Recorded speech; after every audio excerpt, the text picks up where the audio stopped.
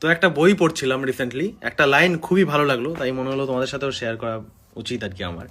তো আমরা ছোটবেলা থেকেই এই কথাটা শুনে কিন্তু বড় হয়েছি লোয়ার মিডল ক্লাস ফ্যামিলিতে, যে যার কাছে আছে ভগবান তাকে আরো বেশি করে দেয়, যার কাছে নেই ভগবান তার কাছ থেকে যা আছে তাও কেড়ে নেয়। তো এটা আমরা লিটারেলি ছোটবেলায় ভেবেছি যে ভগবান নিশ্চয়ই যার কাছে টাকা পয়সা আছে তাকে আরো টাকা পয়সা দেয়, যার কাছে নেই তার কাছ থেকে কেড়ে নেয়। কারণ আমাদের তো ছোটবেলা থেকে এটাই শেখানো হয় না যে সব বড়লোক খারাপ, গরিবদের ওপর অত্যাচার করার জন্য এই বড়লোকদের জন্ম হয়েছে। যাই হোক, তো এইবার লিটারেলি এই বইটাতে এই লাইনটার মানে অন্যভাবে একটু বোঝানোর চেষ্টা করা হলো। অ্যাকচুয়ালি বোঝানো হয়েছিল বা বলা হয়েছিল যার কাছে আছে বলতে যার কাছে গ্র্যাটিটিউড বা কৃতজ্ঞতা বোধ আছে ভগবান তাকে আরো বেশি করে দেয় যশ খ্যাতি টাকা পয়সা। আর যার কাছে নেই, মানে কৃতজ্ঞতা বোধ নেই, গ্র্যাটিটিউড নেই, তার কাছে যাও আছে তাও চলে যায়, কারণ স্বাভাবিক থ্যাংক ইউ বলতে পারে না।